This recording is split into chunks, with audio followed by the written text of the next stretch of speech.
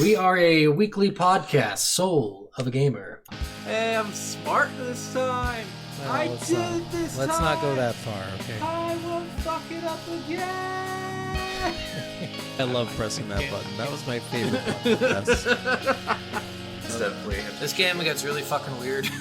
Yeah, so you do acid and then you go into the hamster shit. And this week is... Night Trap. Night Trap! They're right behind you. Night Trap. 10-year-old birthday party. Next scene, kill the kid. You got to kill the kid. Sha-la-la-la-la-la, car is coming. Throw your body into the car and die. All I could do every time I was playing Ethan was just would start walking around and go, Jason! Oh, God. It's just... One. That intro was fucking awesome. Yeah, it was. God Holy damn. shit. I can't That was believe so how much funny. shit we just did. That was I can't believe amazing. We talked about stripper hamsters and acid. Wait, What? the recording wasn't going. What recording wasn't going? The recording, no one heard it. No one heard what? That's so stupid. The awesome intro we just did. Why didn't you put it where it was supposed to be? What? I don't know. You always call me a dumbass. Now that you're in control, you're the dumbass. Welcome back, guys. We're fucking with you. Sorry. I didn't know where we were going with that. Yeah, I was like, let's just try something weird. I'm Scott, I'm Steven. and we are Soul of a Gamer podcast. Each week, we We tell are. you about a game. We give you a story of the behind the scenes of the making of the game, and we tell you what we thought of the fucking game too. Yes, we do. We do. We do all that. We do And all more. of those things. We hope you enjoyed our last week's episode. Oh God, this don't do this. You Why know am I gonna this. draw a You blank? got this, because I'm already forgetting what it was. I literally, it's so weird because I have it in my brain when I say that, and then it's just completely gone when it's like, I need to pull that out. Because I know it wasn't Metal Gear. No, it was not Metal It Gear. was it Pokemon Coliseum? Yes, it was Pokemon Coliseum. Okay. Woohoo! I got So, there. yeah, that was a weird game. We didn't love it, but we didn't hate it. So somewhere like in the Good middle ideas, but not the greatest execution. there. Yeah, execution is everything in the gaming business. So, Yes. but yeah, let's just jump right into this with what are you playing this week, Steven? All right. Well, I decided to try out another kind of miniature person survival game, kind of like Grounded, and saw a game called Small World that I was like, oh, this has actually got like flights and mounts and all this other stuff, and it's way more online. It has like world events and stuff. I was like, maybe this would be a kind of a fun one. Wife and I played it for a few hours. I think we put it like maybe a total of 6 hours into it, and it is just not Grounded in the slightest. Like, it is just, it's going to be a game that grinds so much. The amount of Yeah. resources you need for literally everything, because to even make one item, you have to get this, and then do this to get this, and then Yeah. this and this, just to Yeah, get it's one more of item. a- It's like, ugh. It sounds like more of a pure survival game. Yeah, and it's the aggression of the enemies is just way more than any of those other games. Like, it'd be like in Minecraft, if there's just creepers, like 15 creepers around you at all times. Like, Yeah. the amount of bees and stuff in this game are just ridiculous, and they're just, every bee is poison damage, and then the nighttime creatures there's like nighttime ladybugs and nighttime grasshoppers and ants that are way more brutal. So like exploring at night is just a no-go until It you're sounds like, a little bit like fully Pikmin, prepared. honestly. I've never played Pikmin, so I would. That was like No, the but- first like small world game, I would say. Okay. And it's That's really fair. good. I think the second one has a multiplayer option. You guys should try that one out. Oh, nice. Yeah, that might be fun. Yeah. Well, I have been playing Two Worlds, Dose. I can't remember if I said that last week, too. I think you might have. Yeah, but I have been having just- so much. Holy shit. The first 2 hours of this game are rough. Like in Two Worlds 1, it's really easy. You kind of like it a lot. But in the second one, it's so much fucking harder. Okay, it's just like difficulty, or just like you don't progress as fast, or So, in the first one, the combat system's really simple to understand, and in the second one, it's not. Yeah. Like, you can really die so much quicker in the second one than the first one. There's no dodge mechanic. Like, in the first one, there's a invulnerability dodge, okay. but in the second one, there's not. There's just blocking. Yeah, that's annoying. but it has a better like weapon upgrade system, has a better magic system. Like I honestly do like it better than the first one. So Okay. I'm like 20 hours in or so now and having a lot of fun with it. I still haven't played the second one, so Oh, it's so Might be- good. It's so much might better. have to try it out. Yeah. All right. Well, All right. we're going to jump right into now the typing of the dead. Overkill. Wahoo! Start this out with a little background of the story of the game. The story of Typing of the Dead Overkill follows the story of Agent G and his partner detective, Washington, as they search to stop the outbreak of a contagion that turns people into zombies. And in the game, they don't refer to them as zombies, it's mutants. They're mutants. Yep. The two must follow through a horde of zombies, mutants, and 70s movies cliches in order to stop the plague from spreading.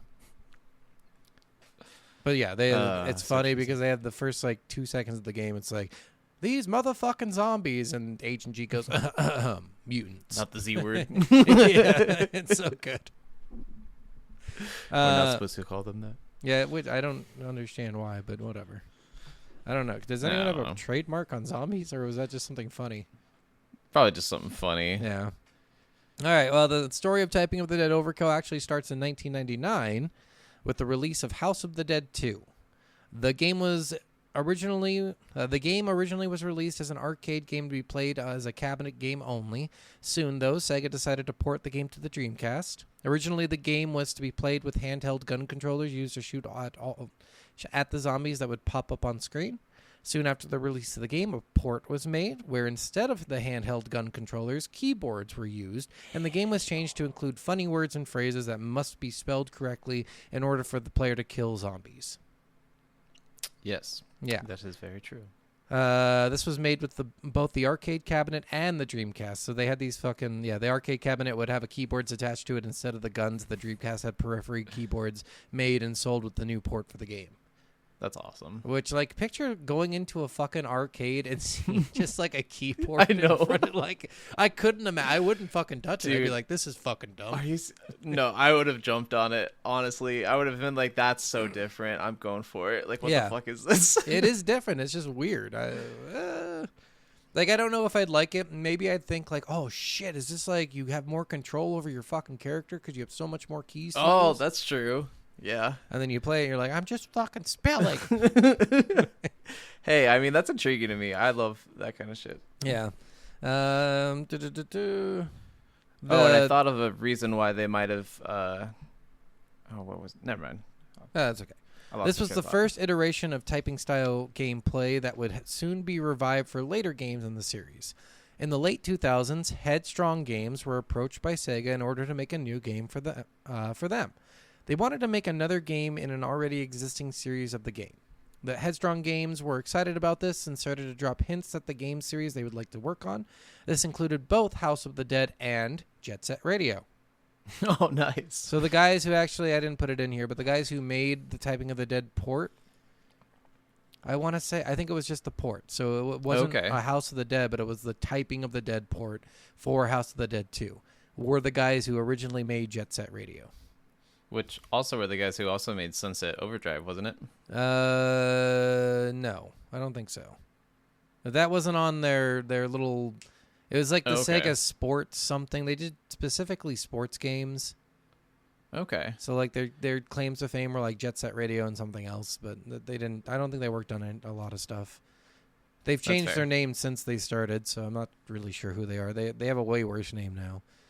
Okay. Sega decided that they did want another House of the Dead game and approved the Headstrong Games of making it. The first part of brainstorming, someone on the team just watched Killer Nun and decided that it would be really cool if the game was based on a lot of exploitation movie tropes from the 70s. So I need to watch Killer Nun. Yeah. The team also watched Planet Terror, which solidified the idea for them. So after someone watched Killer Nun, the whole team went out for a weekend and watched Planet Terror. That's awesome. Yeah, and they got so much inspiration from it. Sega loved the idea and agreed to let the team make the theme of the game. The team very quickly went out to the British Film Institute to ask about good movies that they could watch for the inspiration on the story of the game. The guy they talked to at the Institute was no help at suggesting any movies, and instead said, I don't know, mate. I've got a film with Kate Winslet in it. Just there we go. Yep. They then went out to an HMV store, which is a store that sells an assortment of home entertainment items, including movies and music, and met a guy who just started naming off movie after movie for them to try. Nice. Yeah.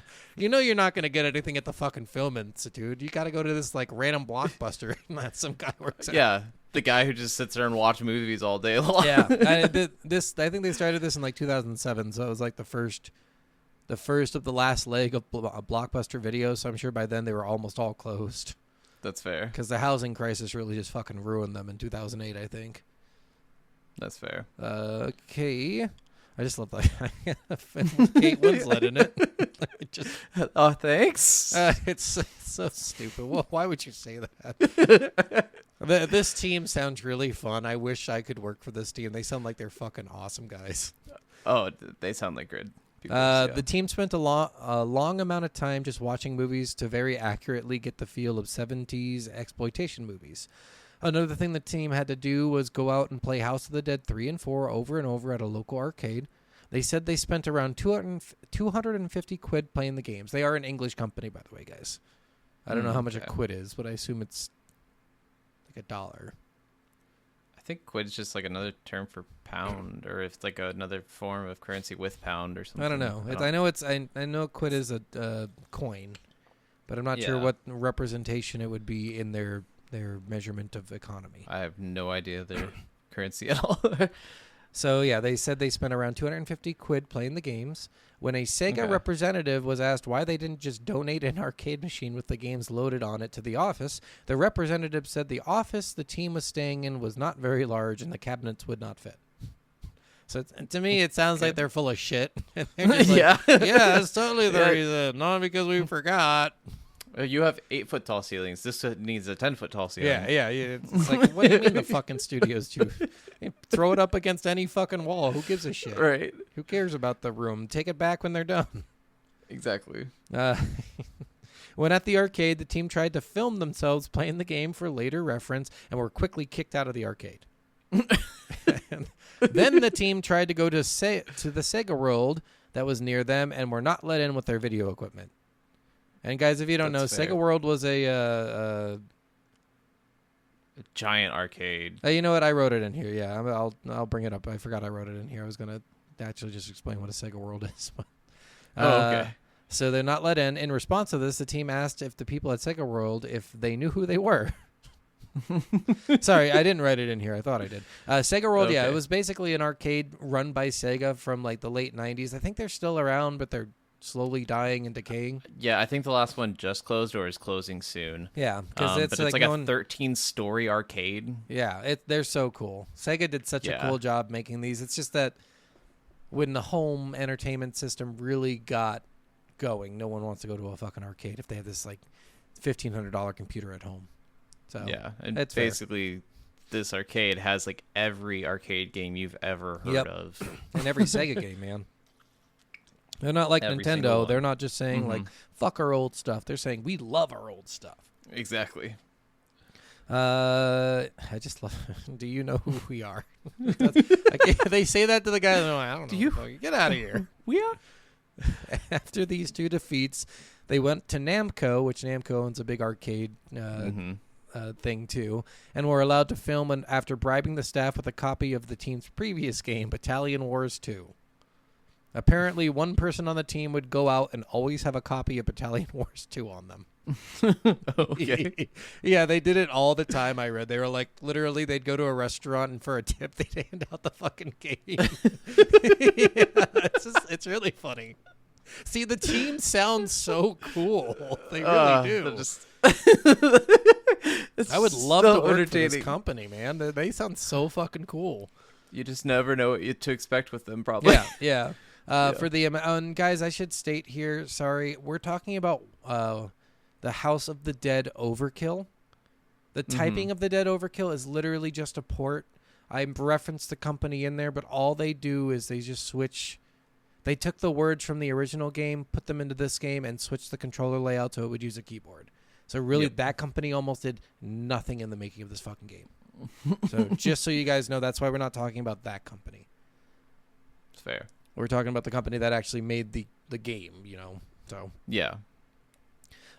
for the announcement of Headstrong Games working on the new House of the Dead game, they decided to go to a local butcher and do a photo shoot of the team with their heads lopped off at the butcher, which is a cool fucking photo shoot. Fair. After the shoot, the team handed the butcher who owned the shop a copy of Battalion Wars 2. I see a trend here. The butcher was confused at what he was supposed to do with it, so he bit into it jokingly. You know how you get like a coin and you bite the coin? Yeah. Yeah, that's what he did. When making characters for the game, the team had a lot of inspiration from real-life people. Agent G was easy because he was a standard in the other House of the Dead games. They did base his attitude for this game off many personas, including Keanu Reeves' character from Point Break. That's fair. Yeah. The character Detective Washington is based off the rapper Common, cosmetically, and the roles he would play in certain movies. Okay. Varla Guns is based off of Parisian model Vicky Blows. Originally, Varla was going to be based off of Kate Moss, but the team kept making her breasts larger and eventually looked nothing like Kate Moss anymore. Yeah. Jesus. Yeah. What a reason to switch. Right. I want bigger boobs. Yeah, literally. And then, like they said, throughout the game making process, the boobs kept just growing. It was so I don't think funny. they're big enough, guys. Hey, guys. Another cup size? Another Fuck cup yeah, size. And Papa Caesar is based off of Burt Reynolds. Jasper is actually based off of a deformed version of Harry Potter. One of the programmers for the game had worked on a Harry Potter game right before House of the Dead Overkill.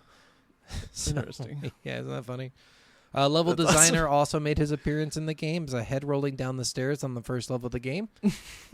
Voice acting for the game was really fun for the team. They had spent a weekend recording what they thought the Americans would sound like in a 70s exploitation movie and sent it over to the voice acting crew that were based out of New York City. The team was worried that the voice actors would not like what the team had done, but the voice actors loved it and used it as inspiration for how the characters would end up sounding. That's awesome. The voice actors for this game were Anthony Arroyo as Detective Washington, Will Sierra as Agent G, Sarah Connor as Varla Guns, Carter Jackson as Jasper Guns, Armand St. Just as Papa Caesar, Vince Mola as Warden Darling, Darren Atkins as Mother, and Connor Hall as the narrator. Nice. The team ended up with an idea for the handheld of the game being a hand cannon instead of 9mm that most other games of this nature used. They wanted a show Fair. of power almost when holding the controller.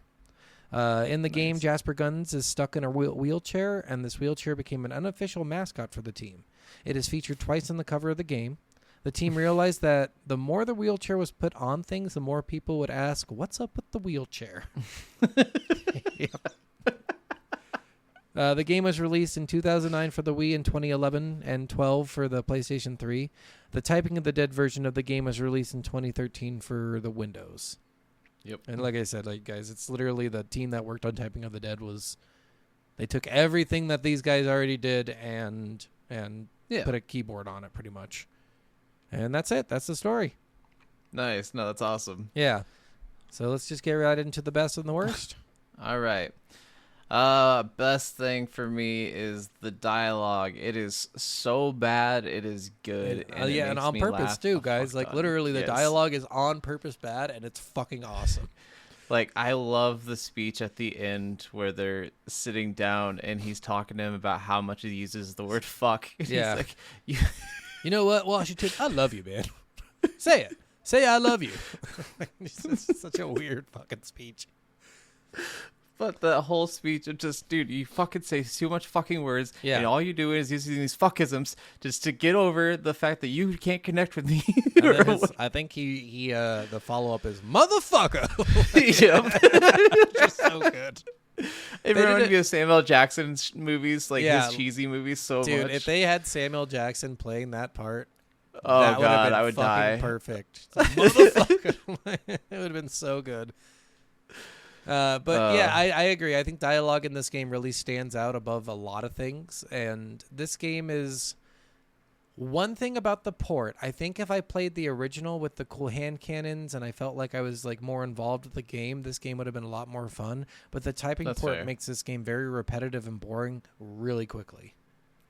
I will say I can't play this game in long stints with the keyboard, but I love the keyboard. Like, honestly, a game that kind of teaches you to type and like get better at no-look typing is something that I've always kind of thought would be a really cool thing. Yeah, and like, they have those games. They're just boring as shit. They should put this game into fucking schools. Let him hear the guy say, motherfucker, over and over again. Like, who cares? No, seriously, but like someone can do this exact same thing and just make it entertaining for all ages and do something just hilarious. Like even in like the Psychonauts world or something. Yeah. Yeah. Like do something like that. It works in that world actually very well. I think people would really resonate with that better because it's silly and silliness tends to come across better in people's perspectives. And it would be the greatest teaching tool ever. Like honestly, like I was sitting here and I've always keep talking about like I've been transitioning into jobs where I'm sitting at a computer desk a lot more and I'm having to type a lot more emails and stuff, and getting better at typing would be nice. So this has actually been kind of a really cool refresher. Yeah, and like I said, I mean, the game is very repetitive and boring because of this too. Though. Like it does get a little. If you're doing this as a learning experience, it's probably great, but as a gamer playing this, you will get bored. Like, I don't think I could do it more than ever 2 missions. Like, once I get, like, close to the end of the second mission, I'm like, I'm done. I don't want to play another mission. My first play, I grinded through 3. My second play, I grinded through 4. And my last play, I grinded through 4. Oh, damn. 4 I did it, like, 3 or 4. 2 or 3 at a time. Yeah, because, like, it was really... And it's not like it's long or anything. It's just boring. It is, yeah. I love especially when you start repeating words. Yeah, and like the words are funny. Some of them, like I did it on bitch difficulty, which is easy. Oh, that was so funny. Yeah. And in the bitch difficulty, the words are easy. There's like a max 2-word 2-word build up, and then I tried it on normal difficulty for another level, and it's like you'll have full sentences up to 5 words. Yeah. And I'm like, wow, that's a big jump from bitch to normal. I started out on the normal difficulty, and then like partway through, I was like, I kind of want to just put it on bitch just to hear like how much easier it is. And I was like, oh yeah, this is pretty easy. Yeah. So there is quite a rev up in the difficulty, but if you're a fast typer, you won't give a shit. So. Yeah, I just hated words like saxophone. Yeah, it's like certain words that you don't usually spell. You're like, oh my god, what is? Fuck the word saxophone. It is everywhere on the keyboard as well. SAXOF. Or SAXOPHONE, right? Saxophone. Yeah, it goes like literally almost every spot on the keyboard. It goes all directions. It's an annoying word. That's the word that I hated the most in this game. Yeah. I don't really have a lot of downsides or upsides. Honestly, this game came out fairly neutral for me. I didn't really care for anything in particular. There was nothing really like that outshined everything else besides the voice acting. So like I'm pretty much done. I feel like that's all my gropes. I mean, the only thing that I would do for them is maybe like there was a moment where I really needed to pee, and in other games you can pause cutscenes, and in this game you can't. Yeah. So I hit the escape key thinking, okay, I can pause this cutscene, and then I skipped the cutscene. I'm like, are you fucking kidding me right now? Yeah. And that was at the end of a level, so I went back and replayed the level so I could just watch the fucking cutscene. Oh, wow. Okay. Yeah, no, I would say some of the boss fights are also a little annoying. Yeah. And then it just, like, that last battle was so unexpected with the changing of the typing. Yeah, the last battle, we won't give away too much, but I didn't even have to type words. I just literally kept smashing my keyboard, and it kept giving damage. See, that's what other people were saying, too, but I didn't feel like I was having that happen for me. Oh, you don't hit enter. You just keep... Oh. If you keep doing it, you just like, and I realized that pretty quick. I'm like, oh, this is dumb. They should have made it, but there's like no way to read words. You know what I mean? Okay. You could have had big damage words with their prompts that they gave you. Yeah. But like, it was really hard to remember what these people were. And like for Varla guns, like things about Varla guns, I put breasts, boobs. Dude, yeah, I did that too. I did like titties, and it was like superb. It did a lot of damage, and then you're like stripper, and it's like haha. Yeah, so you'll get a lot of stuff like. But Candy, all I could remember was fucking stripper, and I'm like, oh fuck, okay, well she's dead to me.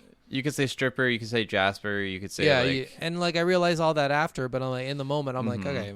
And eventually I just started like pounding the keys. I'm like, oh, I'm doing a lot of damage just doing this. Fuck the superbs.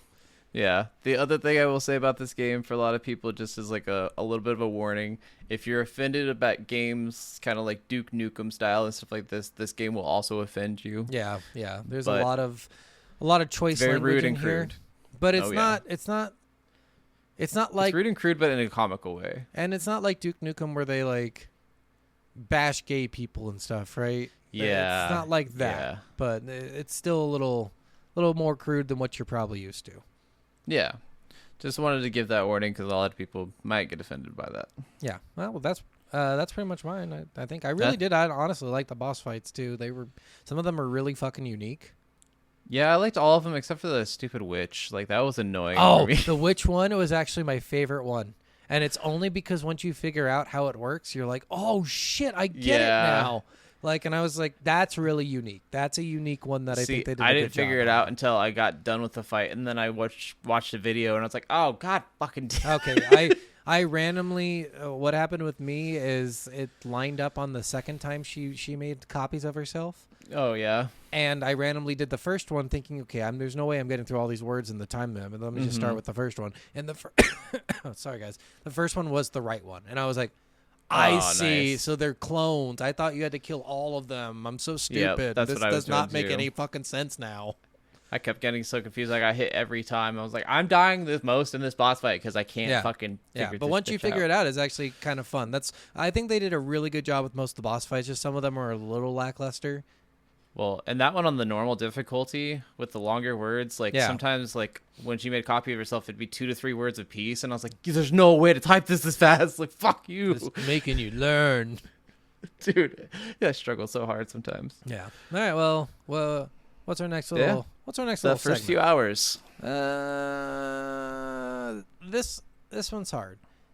It's fun, but again, it's one of those things where you start it and you're like, I can see myself doing this for 2 hours and getting bored.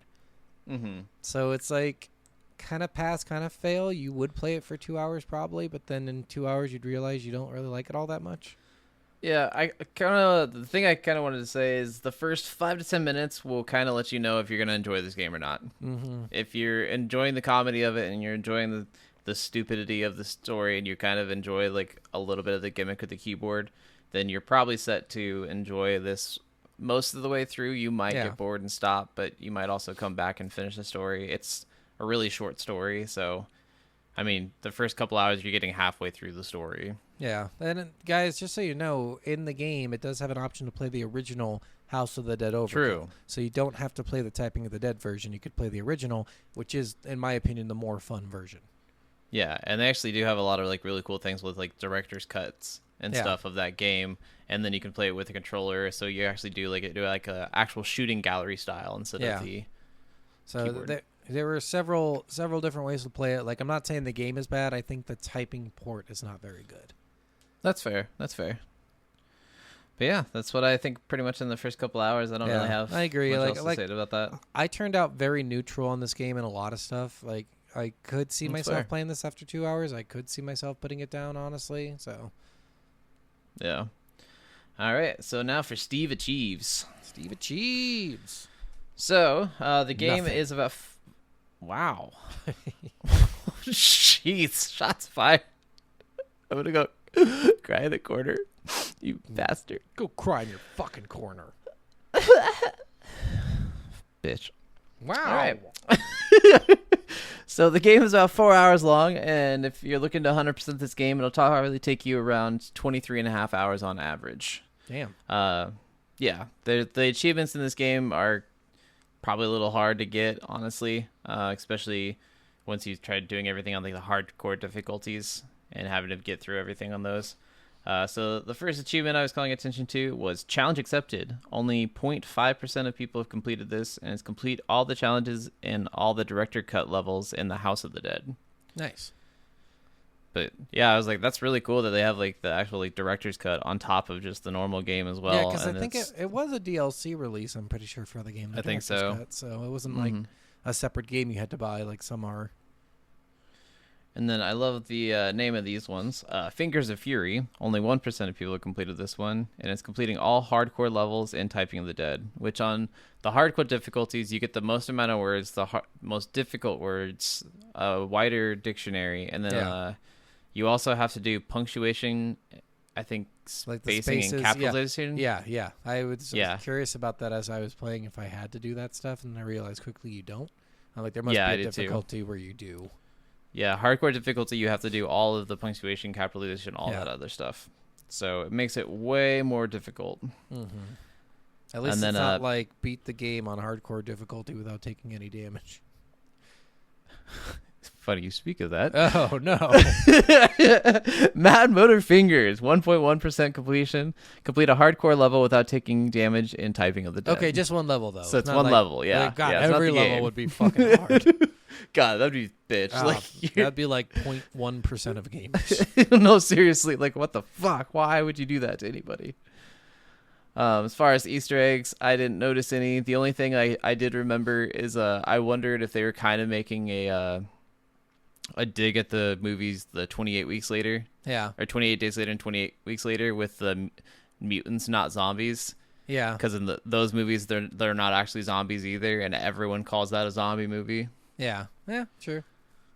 I mean, it is a zombie movie for all intent and purposes, right? For all intent and purposes, yes, but technically not, because they're not undead. They didn't come back from the dead. Yeah, they're just dead in their brain. Yeah, they're just raging. Yeah, rage dead. Not Yeah. regular dead. But yes, and then that's it. I didn't really see any Easter eggs in this game. I couldn't find anybody talking about it. Somebody said there was like a character they saw like called Father Ted, but I didn't even know what that was a reference to. I think a lot of the Easter eggs in this game have to do with all those exploitation movies that they based it off of. Yeah. Which, unless you've seen all those movies, you would not give a shit. And honestly, not a lot of people have seen those movies.